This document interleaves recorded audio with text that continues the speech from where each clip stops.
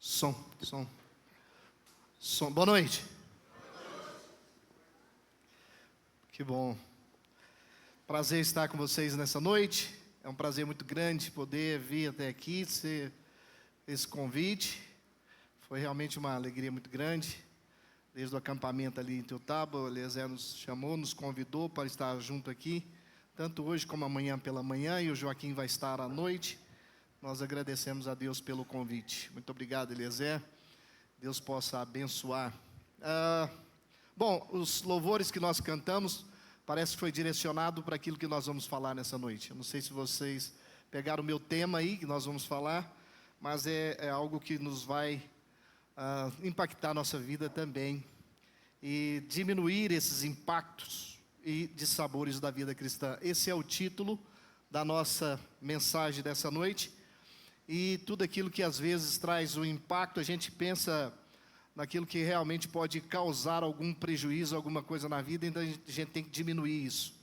E eu quero dizer para vocês que daqui para frente, daqui para o ano aí de 2030, uma agenda, pode esperar que vai ter muito impacto e muitos dissabores. E nós precisamos diminuir esses impactos para a vida cristã.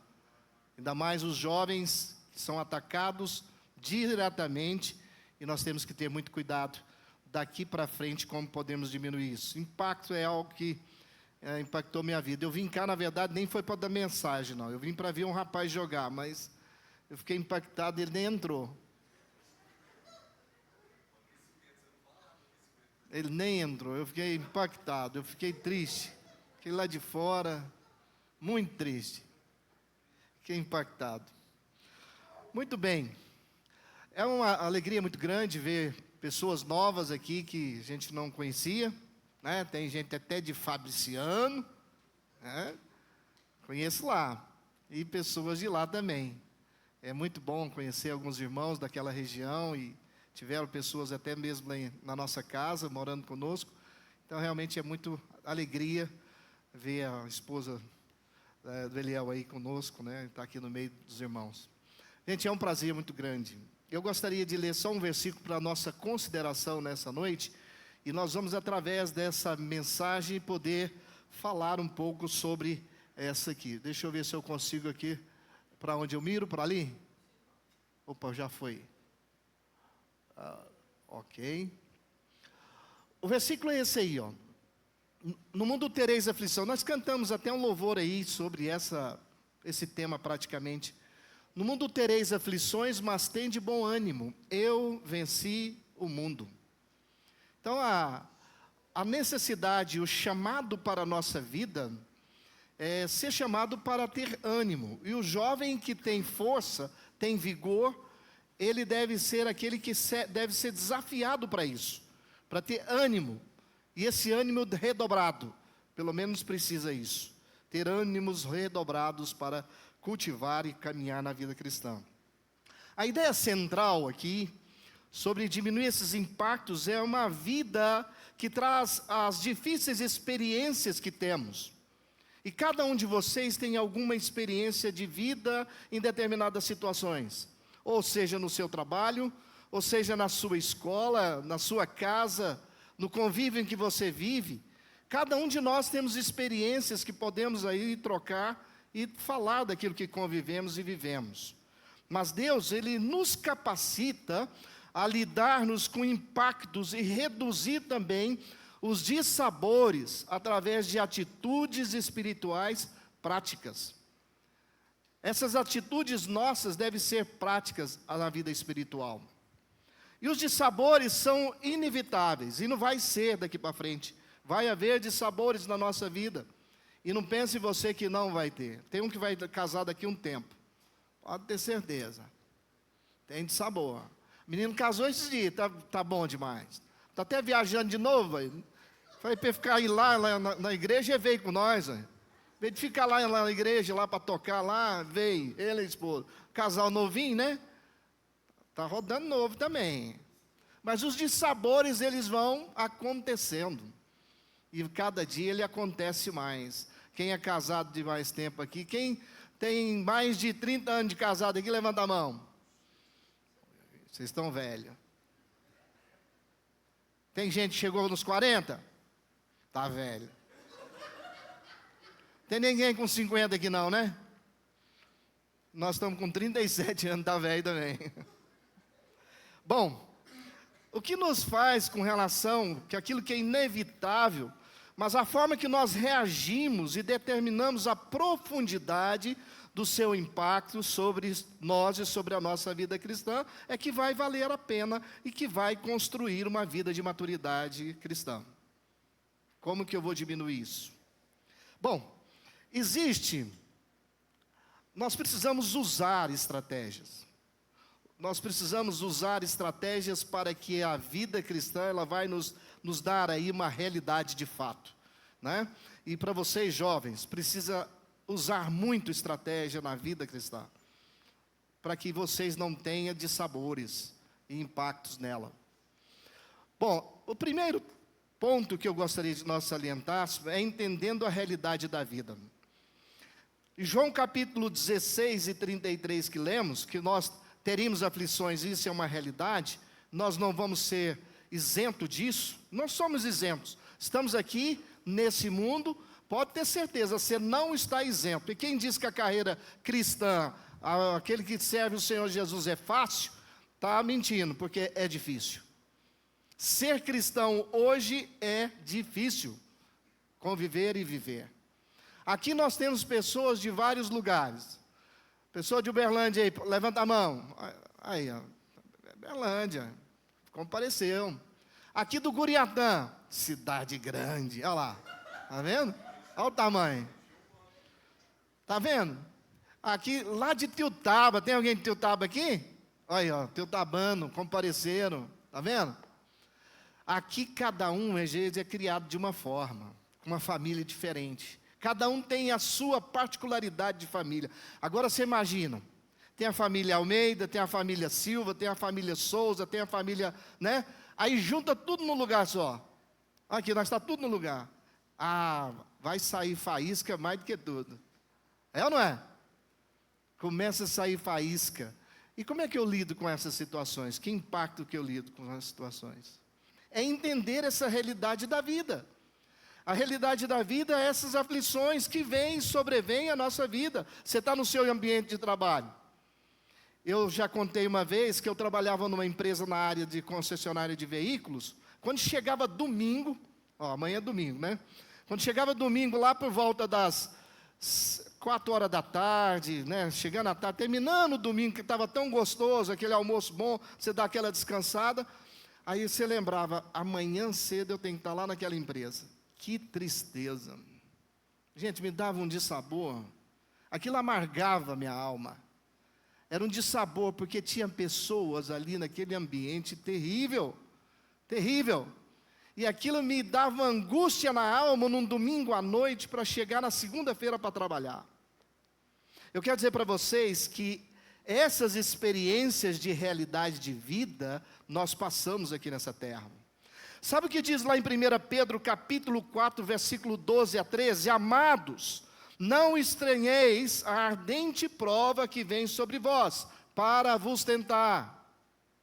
Como se coisa estranha vos acontecesse, mas alegrai-vos no fato de serdes participantes das aflições de Cristo. Olha aí, devemos nos alegrarmos com essas situações, porque somos participantes das aflições de quem? Do Senhor Jesus Cristo, para que também na revelação da sua glória vos regozijeis e vos alegreis. Precisamos nos alegrar, essa é a realidade da vida. É a realidade da vida que vem com impacto forte, de sabores fortes. Como que eu enfrento isso? Eu sou participante das aflições de Cristo. Eu sou participante. Eu tenho que entender isso. Se eu estou aqui, me arregimentei, eu sou um soldado, fui alistado, meu nome escrito no livro da vida, sou filho, agora eu sou participante sim, dessas aflições. E eu tenho que entender isso. E entender isso não é fácil. Muitos dissabores surgem porque o jovem cristão está seguro de quem é Cristo, de quem você é nele. Não entendeu, às vezes, quem não entende esse fato, é aquele que não entende a realidade e a identidade de uma vida cristã. Se você não entende isso, você não entende a realidade da vida cristã. Eu lembro, quando jogava bola, nos meus anos 80, estou velho, né? E tinha um jogador, um lateral direito, e hoje, eu até comentei com a minha esposa, não sei se foi hoje ou ontem, o testemunho dele, e eu falei, olha, esse aí foi o primeiro jogador, chamado atleta de Cristo, chamado Jorginho. Quem conhece Jorginho? Lateral. Jorginho jogou no Flamengo. Hoje ele deu um testemunho, eu fiquei impactado com o testemunho dele.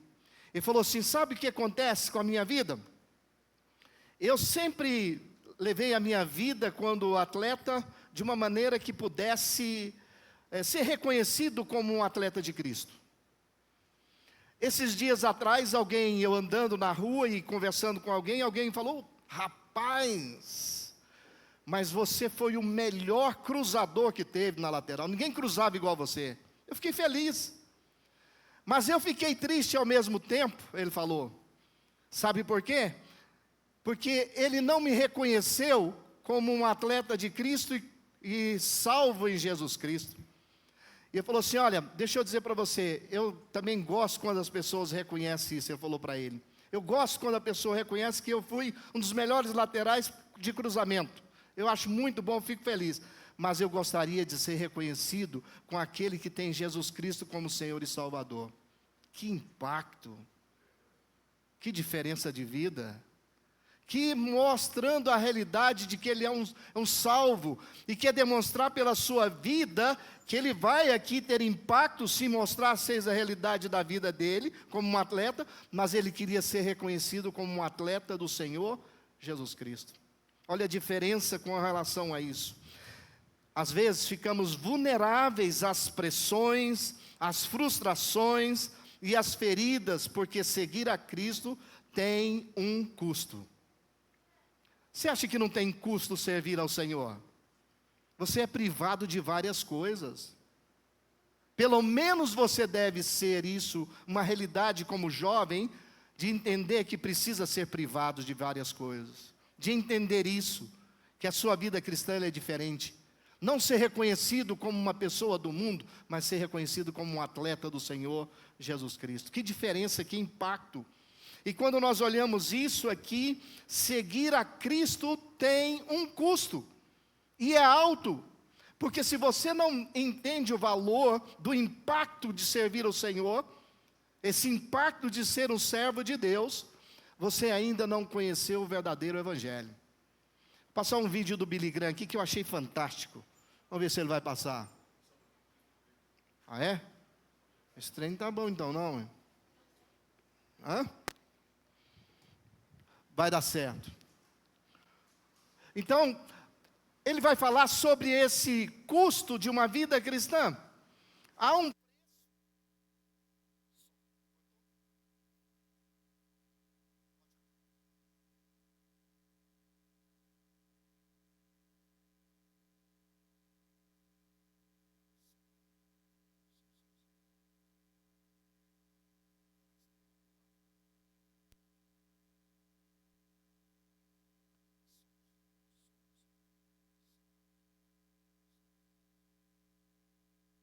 dois, som, ok? Voltou. Pode soltar?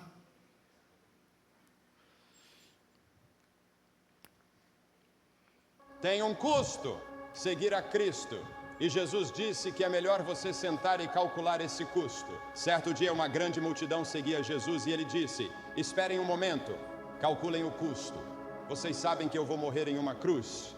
E se vocês me seguirem, terão que morrer comigo também. Não sabíamos disso, Jesus. Pensávamos que você estava estabelecendo um grande reino e que estaríamos nele com você. Então muitos o abandonaram.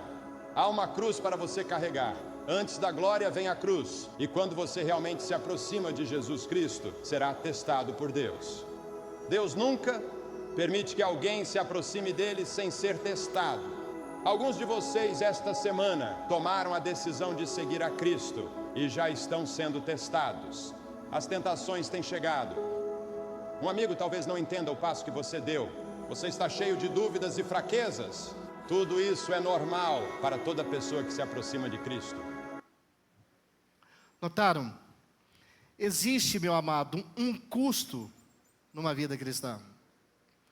E aí eu pergunto para você, você está disposto a pagar esse preço para servir ao Senhor? Você viu o que Billy Graham falou? As pessoas pensam, mas eu tenho que morrer? Eu tenho que pagar um alto preço desse? Que impacto isso na minha vida? É isso mesmo a realidade da minha vida cristã? É isso que impacta a nossa vida. Jovens cristãos não estão imunes de problemas. Expectativa errada, meu amigo, gera frustrações profundas. Se você tem expectativa errada de uma vida cristã, vai gerar na sua vida frustrações e frustrações profundas. Jesus prometeu vitória, mas não ausência de luta. Nunca Ele vai nos dar uma vitória, mas nós temos sempre lutas antes delas. Pode ter certeza disso. Nós podemos ver que surpreender com sofrimento, às vezes isso é uma realidade da vida, mas você precisa estar espiritualmente preparado para esses impactos. Se você não estiver preparado, a sua carreira cristã, ela vai ser de altos e baixos. Pode ter certeza disso. Hoje você vai estar aqui dentro, amanhã você está lá fora. Você volta novamente, amanhã de novo. Você não está preparado para os impactos e aquilo que pode surgir na sua vida. Imagina um jovem atleta que foi contratado com salário, eu já vivenciei isso de alguém, com salário altíssimo para jogar em um grande clube. E ele sente que valeu a pena, que alguém apostou nele, e que agora é a hora dele realmente colher aquilo que ele trabalhou. Subitamente, num treino, ele vai e lesiona. E perde a chance agora de jogar nessa grande equipe. E não tem mais agora nenhuma solução para ele. Ele fica impossível de jogar. E seu futuro, agora tudo aquilo que ele construiu vai de água abaixo. E ele se sente inútil e sem futuro. Na vida cristã, se o jovem não tenha a sua vida definida, a identidade com Cristo, que realmente ele é um filho amado, uma filha amada, chamada para uma obra, valor incondicional. Então, quando vem a lesão da vida, vem esses impactos, os dissabores, a decepção, o fracasso, a crítica, o isolamento, às vezes até aqui mesmo dentro da igreja local, uma crítica, alguma coisa, você não está preparado. E aí você pergunta, quem sou eu agora? Quero dizer a vocês, jovens, que não somos definidos pelo que fazemos, nem pelos olhos dos outros, nem pelas circunstâncias, mas por Deus. Um soldado não entra numa batalha com uma roupa casual. Inclusive vocês viram no Rio de Janeiro, até o pessoal do tráfico estava vestido, aparelhado para uma guerra. Então o soldado, ele não entra da forma que eu estou aqui. O cunhado falou que é esporte fino, está mais para esportão. Então, ninguém entra numa luta com uma roupa casual. Ele se prepara, e se prepara com a armadura. Pode ter certeza disso, como está em Efésios ali, e diz, porque somos feitura sua, criados em Cristo Jesus para as boas obras, as quais Deus preparou para que andássemos nela.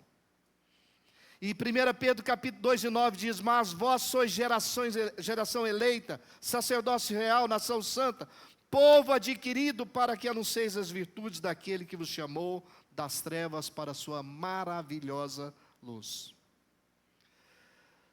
Segundo ponto.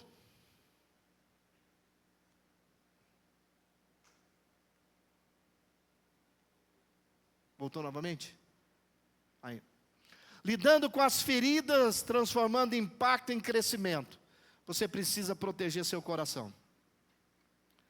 Provérbios capítulo 4, versículo 23, um versículo bem conhecido, diz, sobre tudo que se deve guardar, guarda o teu coração, porque dele procede a fonte da vida. Tudo que você deve fazer, guarda o teu coração. E Filipenses 4 e 7 diz, e a paz de Deus que excede todo entendimento, guardará os vossos corações e os vossos pensamentos em Cristo Jesus. As maiores dores de que vêm do que guardamos dentro de nós. Às vezes tem coisas lá no nosso oculto que nós estamos guardando, e essas maiores dores nós não conseguimos suportar, porque o coração ele está cheio, e a gente não consegue às vezes nem sobressair da nossa vida espiritual.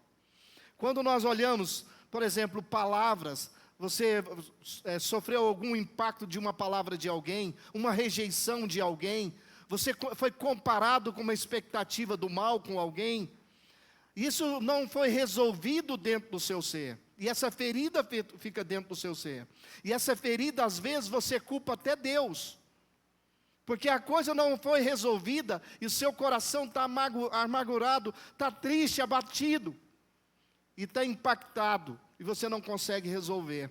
Isso aí, você precisa essa ferida ser transformada para um crescimento espiritual. Eu gostaria de que nós olhássemos esse vídeo aqui.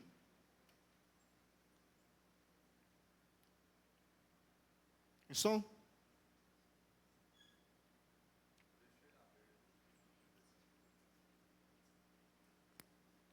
Aí. Eu perdi uma criança, Douglas, que caiu do Presta braço atenção da nesse vídeo. enfermeira quando eu tinha 24 anos de idade e morreu. O laudo da morte foi explosão múltipla de órgãos. A enfermeira teve uma crise de labirintite. Ao colocar a criança naquele bercinho, soltou. E ela caiu e deu explosão múltipla de órgãos. As visitas que eu tive, inclusive religiosas, sabe como que foi? Conta seu pecado, porque Deus deve estar castigando você, né? Porque você já teve 2 abortos, agora você perde uma. Meu Deus. O que eu faço com esse trauma? O que eu ia fazer? Que resposta que eu tinha? Primeiro filho. Eu tinha tido 2 abortos e foi muito dura a forma que me falaram. Chamaram meu esposo, deram a notícia para ele não conseguiu subir no quarto. E entra para o quarto uma pediatra, com certeza não era mãe, e disse, olha, sua filha acabou de cair do braço da enfermeira e morreu. O que aconteceu comigo? Eu desmaiei, Douglas. Eu tive diarreia, eu desmaiei. Eu lembro que depois eu voltei em si. Eu, muito impulsiva, corri e fechei a porta. Eles ficavam com medo de eu suicidar dentro do quarto, porque tinha uma faquinha de pão. E eu lembro que eu encostei a porta, tranquei a porta. Eu tinha 24, eu converti com 17. E lembra que eu converti lendo a Bíblia? O que eu fiz? Deus, o que eu te fiz? Peraí, Deus, onde foi que eu errei? Peraí, eu deixei tudo. O senhor está de brincadeira comigo, né? Nós éramos 13 meninas grávidas na igreja, mães novas. Só eu perdi. Eu era líder de jovens. Eu entrei em crise, eu entrei em paranoia. Eu comecei a gritar, eu falei, o que o senhor fez comigo? É para isso que o senhor me chamou? Cadê o Deus que eu conheço? Eu fiquei louca. Naquele momento eu parei, aí eu sentei um pouquinho e falei, gente, é a vida, né? E eu lembro que eu sentei, eu só chorei, acalmei e falei assim, peraí, Deus, tá bom. O que eu faço agora? Aí vem na minha cabeça. Os momentos que eu aprendi a ler a Bíblia sozinha. O que eu faço, você não entende agora. Você entenderá depois. Vem na minha cabeça, tudo coopera para o bem daqueles que amam a Deus. Eu me lembro que meu sogro entrou e falou assim para mim, vamos orar para Deus ressuscitar sua filha. Eu falei, não. Deus não erra. Foi difícil? Foi. Ter que tirar meu marido, que estava deitado dentro de um banheiro, com o pé na porta, mais com crise do que eu. Eu disse, vamos embora. E a gente veio embora com um caixão no carro. Não tive dificuldade de perdoar a enfermeira. A enfermeira tinha pena. Porque eu falei, coitada, essa mulher deve ter feito hora extra, sei lá. E nunca me deixaram conhecê-la. Eu sei o nome, mas nunca me deixaram conhecê-la. Eu tive dificuldade de perdoar a Deus. Porque eu nasci procurando Deus, lembra? E quando eu converti, eu deixei tudo por Jesus. Então, eu passei a minha adolescência inteira falando para todo mundo que Deus era tudo. Então, eu senti que como se Deus não tivesse me amado como um pai. E foi um processo que eu passei 1 ano. De que jeito? Não vou desviar, porque eu não presto para desviar. Nunca vou para o mundo. Vou ficar aqui chateada com o senhor, até o senhor me responder, tá bom? Continuei fazendo o que eu tinha que fazer, continuei fazendo o meu papel de esposa, continuei lendo a Bíblia, mas emburrada. Orar, não. Era como se eu tivesse de mal com Deus. Até um dia que minha médica me chamou e me disse que eu não produzo progesterona no corpo. Eu não produzo progesterona e outros hormônios. Minha filha nasceu com falta de glicose e com falta de cálcio. Ela nunca ia andar. E todos os filhos que eu gerasse teriam problemas. E ela me disse, você teve que tomar remédio para engravidar e para segurar. A partir de agora, nós não te damos mais remédios, porque fisiologicamente você não pode gerar filho perfeito. E aí que foi pior, né? Eu falei, poxa, beleza. E aí, aquele dia, eu falei para Deus que eu nunca mais ia tomar um remédio para engravidar. Que eu não queria ser mãe, então. Já que eu não poderia, né? Aí, então, quando passou essa fase, eu falei, eu nunca mais vou tomar remédio para engravidar. Entendi, aceitei. E aí, Douglas, passado um ano da perda da minha filha, exatamente um ano e talvez uma semana, eu fui fazer uns exames, porque eu estava engordando muito, né? Comendo bastante. Eu falei, não, deve estar com alguma disfunção aí e tal. Dormindo muito. Aí descobri que eu estava grávida de 3 meses. Eita. Sem remédio para engravidar. Sem remédio para segurar. E hoje eu tenho 3 filhos, 3 milagres. É. Aí eu entendi que talvez o meu trauma, aquilo que eu passei, tem todo um contexto. Deus me fez forte o suficiente para eu conseguir ressignificar, apesar de todas as dores, entender que Ele não erra. E se tornou uma história de superação. Ah, Vocês notaram esse vídeo? Vocês acham que o Senhor erra? Eu sei que jovens aqui, alguns, às vezes, têm feridas na alma, de algum trauma, algum problema interno. Deus, Ele não erra. Essa mulher é um testemunho maravilhoso dela. Ela ficou de mal de Deus. Ela ficou sem conversar com Deus, achando que Deus havia penalizado ela. Esse impacto de feridas internas era algo que ela não tinha sido curada. Mas Deus sabia um propósito e fim na vida lá na frente dela, para que pudesse ela entender o que o Senhor queria para com a vida dela. Eu quero dizer para nós que às vezes nós não entendemos alguma coisa que acontece hoje.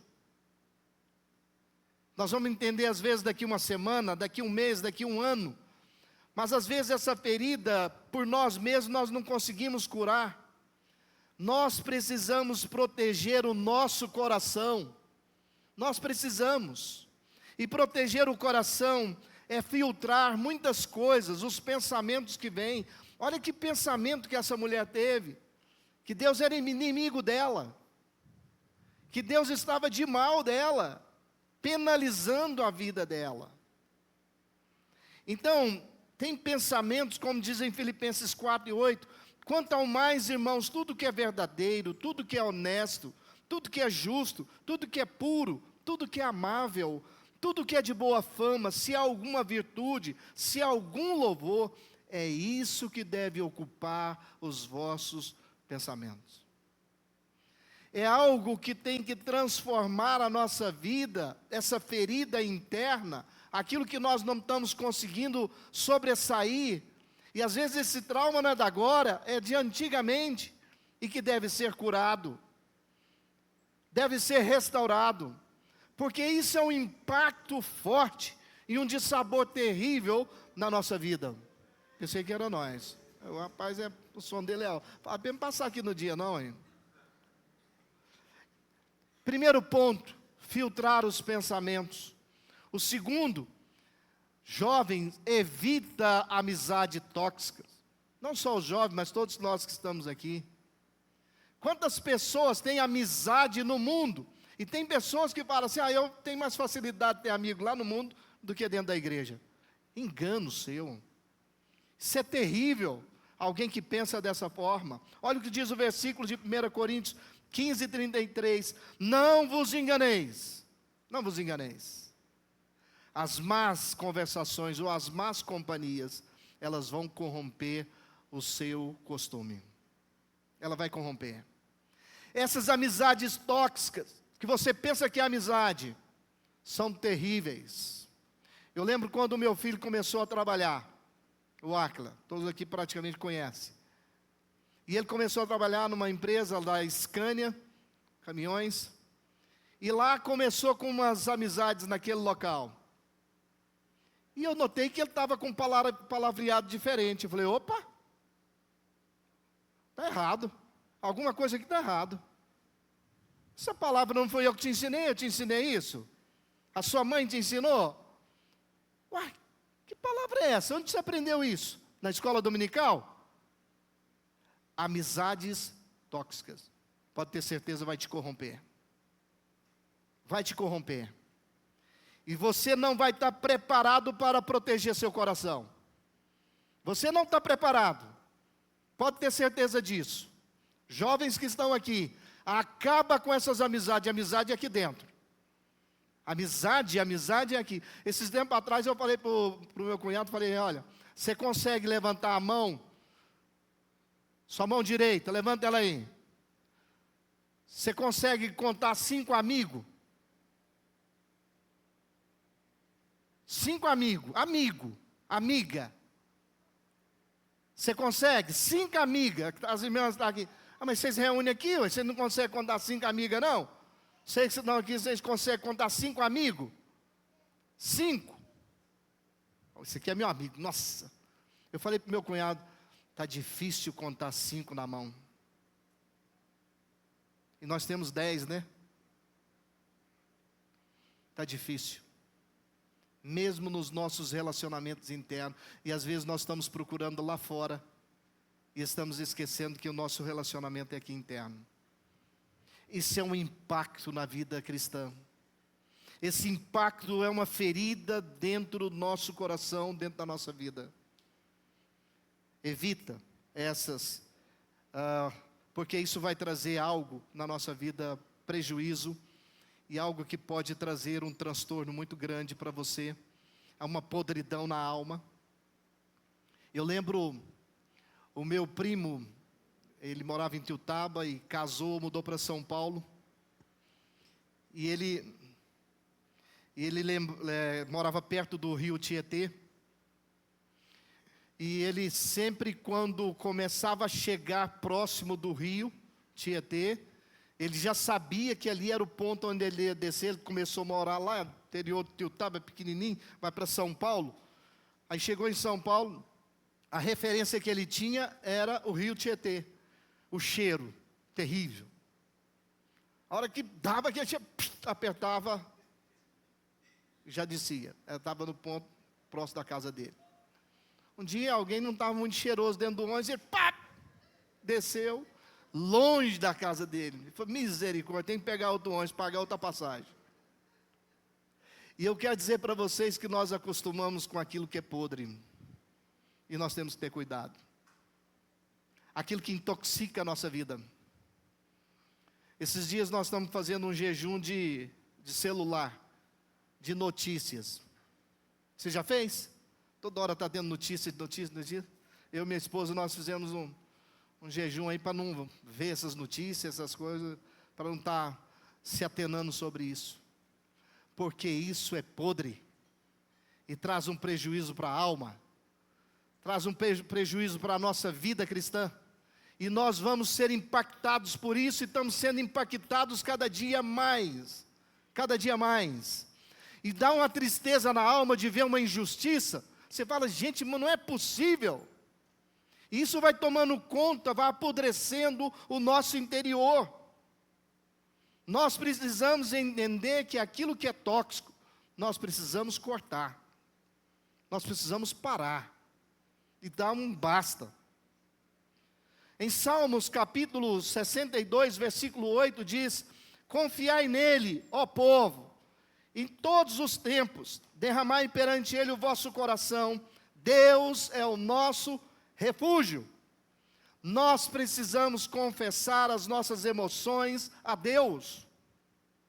Você precisa confessar a Deus as suas emoções, os seus sentimentos, o que está na sua alma.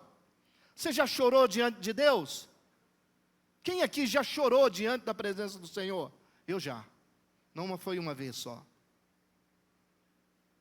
Derramar lágrima diante do Senhor. O coração, diz Tozer, um autor cristão, o coração é o campo onde batalhas invisíveis decidem destinos visíveis. Grava isso no seu coração. O coração é um campo onde batalhas invisíveis decidem destinos visíveis. Terceiro ponto. Eu tenho até meia-noite? Como é que é estranho? Cadê? Chegou. Edificando relacionamentos saudáveis. Eclesiastes capítulo 4, versículo 9 a 10 diz, melhor é serem 2 do que 1, porque tem melhor paga do seu trabalho. Porque se um cair, o outro levanta. o seu companheiro, mas ai do que estiver só, pois caindo não haverá outro que o levante. Em Romanos capítulo 12, versículo 10, diz: amai-vos cordialmente uns aos outros, com amor fraternal, preferindo-vos em honra uns aos outros. Então, nós precisamos entender que eu preciso valorizar quem? Os irmãos em igreja local, os jovens de uma igreja local. Eu preciso valorizar aqui. Esses dias eu estava pregando lá na nossa igreja, e eu falei sobre a questão de nós falarmos mal da nossa igreja local. Você sair e falar mal. Como é que você vai falar mal da sua casa? Você sair de um local e começar, não, mas lá o Eliezer, não gosto dele nem de jeito nenhum, eu não consigo conviver com ela, não consigo conviver com ela. Lá, nossa, lá é um problema. Você não imagina os problemas que está tendo lá? Nossa, o Elias, meu Deus, como é que é difícil conviver com ele. E você vai começando a falar mal. E você vai valorizando o outro lado. E eu falei uma vez, um irmão teve lá na nossa igreja, teve lá por um tempo, por alguns anos, treinando o nosso coral, saudoso irmão Gerson Moura. Gente boa demais. Nossa, tivemos uma boa amizade, um bom convívio. E alguns irmãos, não, muda para cá. E eu cheguei para ele e falei assim, Gerson, se comer um saquinho de sal com você, vai ver os defeitos. Vai. Falei, demais, demais. Não precisa nem ser um saquinho, não, só mais uma colheradazinha. Meus amados, nós precisamos valorizar nós. Precisamos ser valorizados, cada um. Você precisa valorizar cada um que está aqui nessa localidade. Por isso que a palavra de Deus está dizendo, amai-vos cordialmente uns aos outros com amor fraternal. Você prefere ele em honra? Você prefere ela em honra? Ai não, você sai daqui e começa a falar mal das pessoas, daqui de dentro. E às vezes o pior, que você fala mal, não por crente, por descrente. E como é que você quer que ele chegue aqui dentro? Aí é o pior, lá no seu trabalho, lá com suas amizades na escola, faculdade. Você quer que a pessoa aceite Jesus e vem para Cristo, você falando mal do seu próprio membro, do seu próprio corpo. Então, edificar relacionamentos saudáveis é vivenciar uma vida cristã, um relacionamento saudável interno, para que haja a diminuição dos impactos que a vida nos traz, os dissabores que a vida nos traz. Basta os dissabores de fora, os problemas externos. E agora nós queremos trazer o interno para o externo, uns problemas nossos. Roupa suja lava em casa. Roupa suja lava em casa, é aqui que temos que tratar, é aquilo que temos que relacionar. E é isso que deve ser. A solidão, ela aumenta impactos da dor. Deus nos chama para viver coletivamente na fé. Grava essas chaves de relacionamento forte. São 3. Lealdade. Essa é a primeira chave. A lealdade. Deixa eu ver se dá para... acho que coloquei elas aqui. Grave essas 3 aí. Lealdade. Perdão rápido. Perdoa rápido. Não. Pode estar perdoado. Acaba com o problema na hora, resolve ali na hora. Não fica mastigando o negócio, remoendo igual o boi. Não, trata o problema na hora, resolve na hora, perdão rápido. Aí você vai ter uma chave para o relacionamento forte. E comunicação aberta. Seja aberto, seja franco. Olha, não gostei. Vamos tratar? Vamos resolver? Pronto. Isso é edificar o relacionamento na nossa vida. Nós vemos aí um relacionamento saudável, mesmo nos momentos tão difíceis da vida, de Jonathan e Davi. Eles tiveram um relacionamento nas dificuldades que poderiam vir. Os dois estavam juntos. Tão junto que depois de muitos anos, depois da morte de Jonathan, Davi queria lembrar, sabendo que havia alguém de uma família para recompensar por amor, uma amizade de um relacionamento que ele tinha. Isso é valorizar pessoas. Isso é valorizar aquele que está no seu convívio. E nós precisamos ter isso. O próximo ponto, controlando as reações e respostas. Está lá em Tiago, capítulo 1, 19 e 20, e Efésios capítulo 4, 26 a 27. E diz assim: portanto, meus amados irmãos, todo homem seja pronto para ouvir, tardio para falar, tardio para se irar, porque a ira do homem não opera a justiça de Deus. Amanhã nós vamos falar um pouco sobre a ira. E diz em Efésios capítulo 4, irai-vos, não pequeis, não se põe o sol sobre a vossa ira, não deis lugar ao diabo. A dor nos faz reagir errado quando não controlamos as nossas emoções. Eu sei que cada um aqui tem um pavio diferente um do outro. Eu tenho um pavio mais curto que às vezes a minha esposa, né? Pavio para acender e para explodir é um pouquinho mais rápido. E eu acredito que cada um tem um pavio. Tem um amigo meu que demora aí uns 2, 3 dias para explodir, porque o pavio dele é grande demais. Pensa numa pessoa tranquila. Tranquilo, sossegado. O Joaquim tem um que trabalha com ele lá, já trabalhou comigo também. Pensa numa paciência. Né? Edivan. Pensa numa...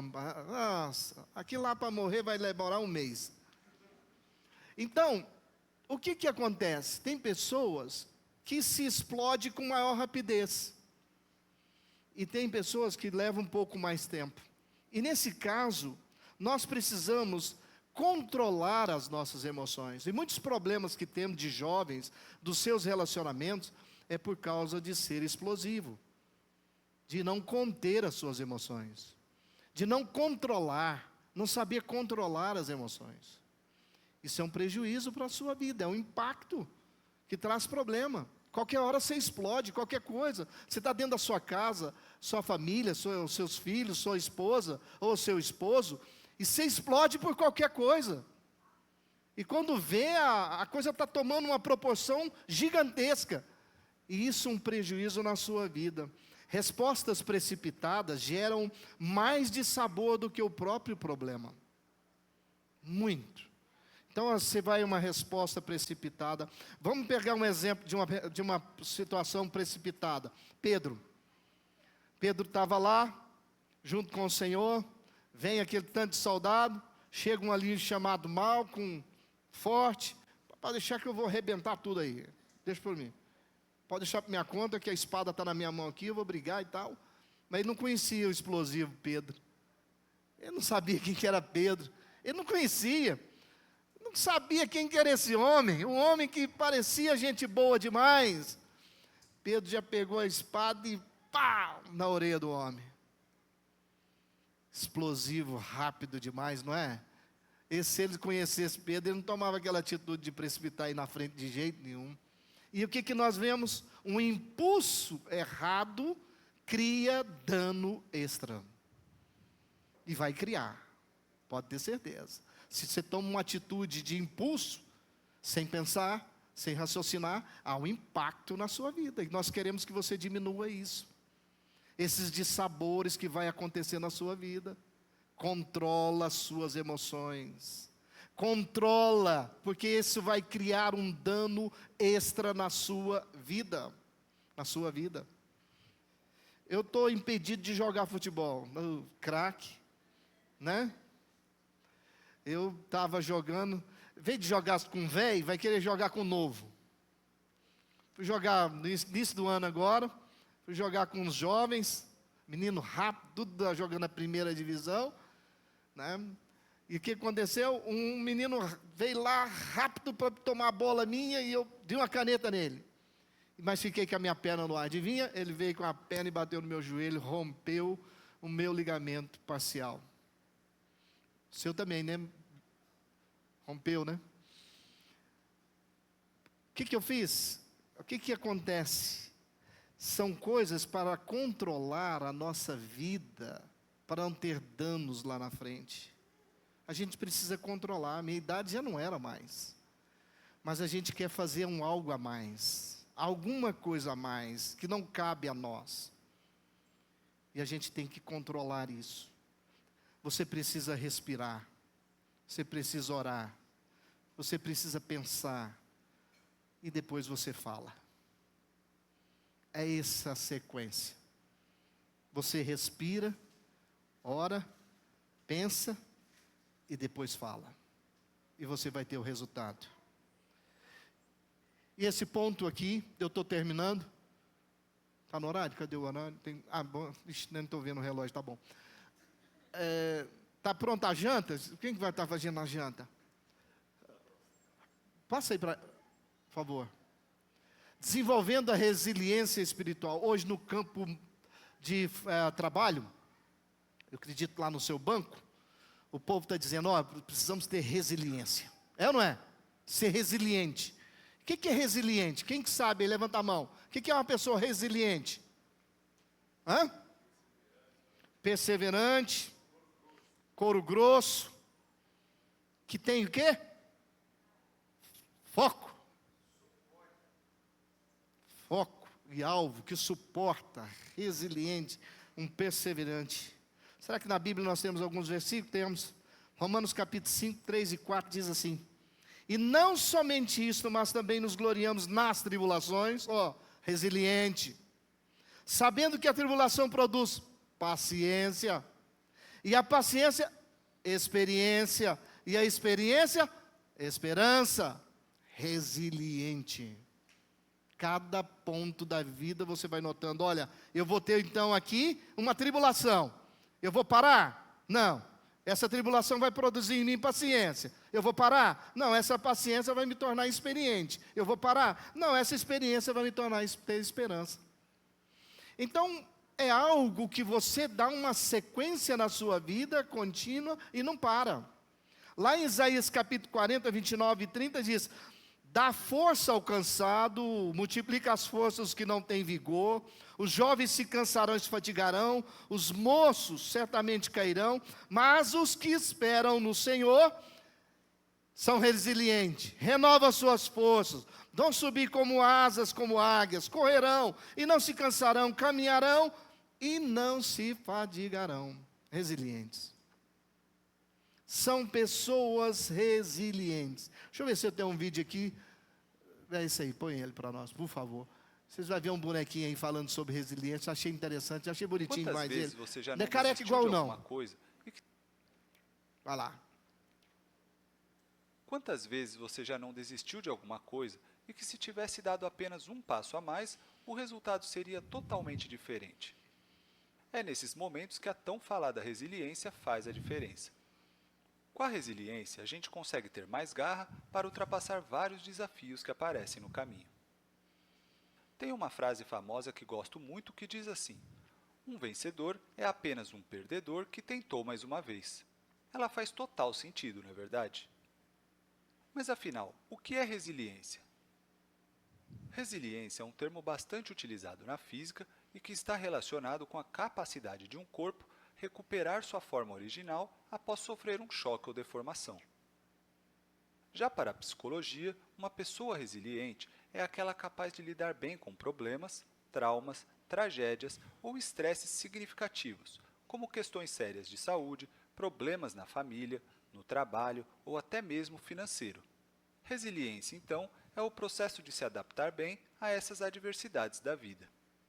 E por que ela é tão importante assim? Bom, a resiliência é importante porque, além de nos ajudar a superar melhor as dificuldades que podemos encontrar pelo caminho, ela contribui para o nosso crescimento e até mesmo melhora a nossa vida. Sem falar também que pessoas resilientes estão dispostas a correrem mais riscos, pois têm uma sensação maior de controle de suas vidas. E ao correrem mais riscos, podem ter resultados mais interessantes. E por terem uma visão mais otimista, tendem a desenvolver relacionamentos mais positivos, além de viverem uma vida com mais significado. Ou seja, a resiliência proporciona um sentido muito mais agradável para a vida. Mas será que é possível desenvolver a resiliência? Ou algumas pessoas já nascem mais resilientes que outras? Segundo vários estudos, a resiliência é uma habilidade comum e que pode ser desenvolvida por qualquer pessoa. Ela é como um músculo, quanto mais você treinar, melhor vai ficar. Maravilha, essa é uma ótima notícia. Mas então, como ser uma pessoa resiliente? Basicamente, a resiliência está relacionada a 4 pilares importantes: conexão, bem-estar, pensamento saudável e significado. Então, vamos conhecer algumas práticas e exercícios de resiliência que nos ajudarão a evoluir em cada um desses pilares. Tenha um propósito ou um forte porquê. Quando temos uma razão forte para algo, tendemos a lidar muito melhor com os desafios do caminho. Então, defina bons porquês por trás de suas escolhas e busque um propósito de vida. Ajudar os outros também nos torna mais resilientes. Estudos já mostraram que quando ajudamos alguém ou lutamos por alguma causa, tendemos a ter muito mais energia nos momentos difíceis. Então, busque uma forma de contribuir com o mundo, seja ajudando um amigo ou familiar, ou mesmo os animais ou meio ambiente. Procure também ser proativo. Faz parte reconhecer e aceitar nossas emoções quando algo mais pesado nos atinge. Mas depois de um tempo, precisamos continuar caminhando. Então, podemos nos perguntar: o que posso fazer em relação ao problema que estou enfrentando? E se o problema for muito grande, divida em pequenos pedaços que facilite para que você entre em ação. Outro ponto importante é ter objetivos e metas. Quando temos um objetivo, tendemos a olhar para aquele alvo e ir superando os obstáculos que surgem, pois queremos muito aquilo. Para fortalecer a resiliência, também é essencial observar os pensamentos. Então, preste atenção se você costuma ter pensamentos mais catastróficos e exagerados, ou até achando que o mundo está contra você. Se algo negativo lhe aconteceu, você pode se lembrar de que seu passado não define seu futuro. Você pode não conseguir mudar o evento que já ocorreu, mas pode mudar a forma como o interpreta e responde a ele. E é isso que transformará seu futuro. Ser flexível e aceitar mudanças é mais um ponto fundamental. Tenha em mente que nem tudo vai sair como você imagina e que terão vários desafios pelo caminho. E já se prepare para se adaptar, caso alguma coisa aconteça. É essa capacidade de adaptação que faz toda a diferença. Adotar uma visão esperançosa da vida também ajuda muito. Isso permite que você espere que coisas boas lhe aconteçam. Então, procure focar no positivo e não no negativo. O outro pilar é o do bem-estar. Então, ter hábitos saudáveis faz muita diferença. Pratique exercícios físicos com regularidade e tenha uma alimentação saudável, baseada em frutas, vegetais, fermentados e alimentos crus. Além disso, hidrate-se muito bem e também tenha um bom sono. E procure evitar saídas negativas, como álcool, cigarro, drogas ou outras fugas. Isso só tenta impedir que você sinta a sensação desagradável, mas não resolve a questão e ela voltará. Então, permita-se sentir o desconforto e tenha coragem para descobrir como resolvê-lo. É importante também procurar aumentar sua conexão com o mundo. Busque aprofundar os bons relacionamentos com aquelas pessoas que te fortalecem e afaste-se daquelas que te colocam para baixo. Além disso, você também pode participar de grupos. Bons grupos podem te ajudar a se sentir parte de algo maior e também podem contribuir nos momentos mais difíceis. Também procure acreditar em você e valorizar suas características e habilidades. Valorize os feitos que já conquistou e seus pontos fortes. Afinal, todos nós temos os nossos. E por último, ria muito, mesmo em períodos mais difíceis. Isso faz uma enorme diferença, pois diminui o estresse e ajuda a manter as coisas sob controle. E se você estiver passando por uma situação muito difícil e não está conseguindo superar, vale a pena procurar ajuda profissional. Um bom terapeuta pode te ajudar a reencontrar suas forças e seu caminho. E você, já passou ou está passando por um momento em que pensa em desistir? Como lidou ou está lidando com a situação? Compartilhe sua experiência, assim outros podem se beneficiar também. E lembre-se de ver os conteúdos complementares que estão aí abaixo na descrição do vídeo. Bom, por hoje é só. Esse vídeo, lindo dia pra ele você. traz aí o que é uma resiliência, né? E vocês viram os pilares que tem. Trazendo isso para o nosso campo da nossa vida cristã, ali é uma parte mais pessoal, né? De uma resiliência mais humana. Trazendo para a fé, a resiliência pela fé, a fé é o meio, as adversidades pode ser cultivada com práticas espirituais que fortalecem a conexão com Deus. A fé não nos tira do deserto, mas nos dá força para atravessá-lo. Jovens não desenvolvem aqueles que não desenvolvem perseverança, como foi falado aqui, ser perseverante, ele desiste mais cedo. Pode ter certeza, ele vai desistir mais cedo. Ele não tem resiliência para continuar. Olhar para o propósito eterno, como diz lá em 1 Pedro capítulo 4, 12 e 19, que lemos, vemos que o sofrimento por causa de Cristo pode ser um motivo de alegria, pois nos leva a exultar a revelação na sua glória. E o último ponto que eu queria dizer é sobre a questão do ponto que Hudson Taylor ele diz o seguinte, na sua Resiliência na China: a obra de Deus é feita do jeito de Deus, nunca ficará sem a determinação da persistência que Deus quer para a minha vida. Então Hudson Taylor, ele aplicou isso. Cada dor é um investimento de Deus para trazer a maturidade naquele que tem resiliência. Ele vai ser maduro, ele vai ter uma vida madura, e você vai conseguir enfrentar os impactos da vida. E, terminando, nós não vamos falar desse ponto, concluindo, o problema pode ser grande, mas Cristo é maior. Os dissabores podem aparecer, mas a paz de Deus nos governa. Tende bom ânimo, eu venci o mundo. Essa é a nossa postura, da nossa vida como crentes em Cristo Jesus. E o tema que eu queria trazer para vocês é, diante daquilo que nós falamos, é diminuir um pouco do impacto. Vai acontecer? Vai. Vai ter dissabores? Vai.